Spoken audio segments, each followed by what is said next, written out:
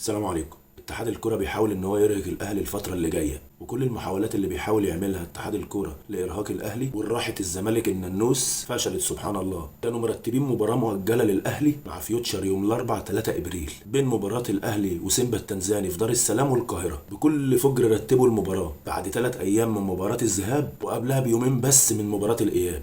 شفت فجر اكتر من كده؟ ايه كمية الفجر والفساد دي؟ عايزين يضربوا عصفورين بحجر، وطبعا لراحة وخدمة الننوس الزمالك عايزين يرهقوا الاهلي وبالمره يرهقوا فيوتشر عشان رايح يلاعب الزمالك. بس سبحان الله كل التخطيط اللي عاملينه لارهاق الاهلي فشلوا الكاف. الاتحاد الافريقي لكره القدم كاف قاموا محددين مواعيد مباريات دور ربع النهائي في دوري ابطال افريقيا. مباراه الاهلي في القاهره هنا هتكون يوم 5 ابريل. سبحان الله. وبكده مباراة الاهلي وفيوتشر اتأجلت غصب عن عامر واحمد دياب واتحاد الكرة الفاشل، اتحاد الزمالك، اتحاد الننوس. لا وكمان خد دي، الكاف هيخلي الماتشات كلها في الليل علشان صيام اللاعبين. خلوا ماتشات الاهلي كلها يوم الجمعة، يبقى ماتش الاياب يوم جمعة الساعة 8 مساء في تنزانيا، وفي القاهرة هيكون الساعة 10 مساء. اهلاوي انا والفخر ليا، وهفضل ادافع عن النادي الاهلي لاخر نفس فيا. السلام عليكم.